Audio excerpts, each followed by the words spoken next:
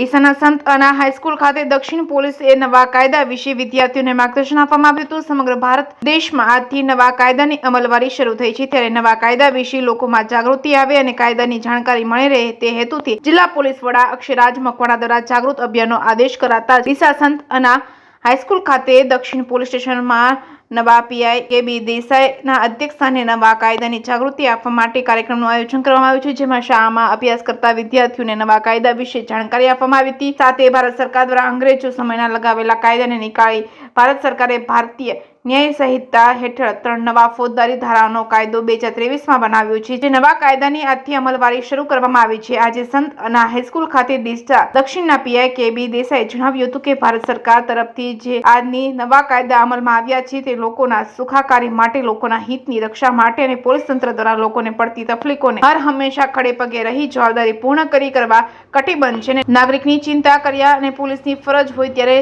નિસંકોચ police સ્ટેશને આવી અને તેમને પડતી મુશ્કેલીઓ જણાવી શકો છો। ત્યારે કોઈ પણ જગ્યાએ અસામાજિક તત્વોની હેરાનગતિ હોય તો પોલીસને તેને સંપૂર્ણ સહકાર આપે તેવી પણ ખાતરી આપી હતી। જે કેસ ગુજરાતી સાથે ભરત ઠક્કર, ડીસા।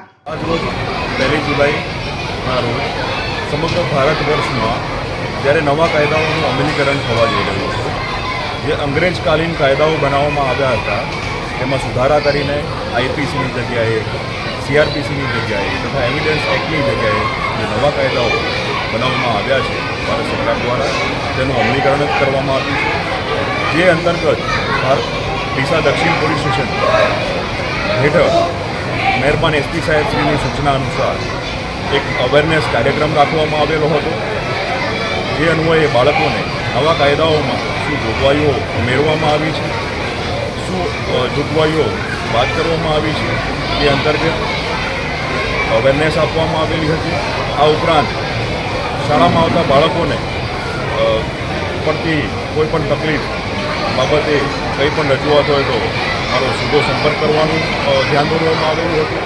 ઉપરાંત જીવન સંદર્ભે, શિક્ષણ સંદર્ભે તથા એકેડેમિક કરિયર બાબતે એક હોલિસ્ટિક અપ્રોચ અપનાવીને સ્પોર્ટ્સમાં પણ સાથે સાથે ધ્યાન આપવા એક સૂચન કરવામાં આવેલું હતું।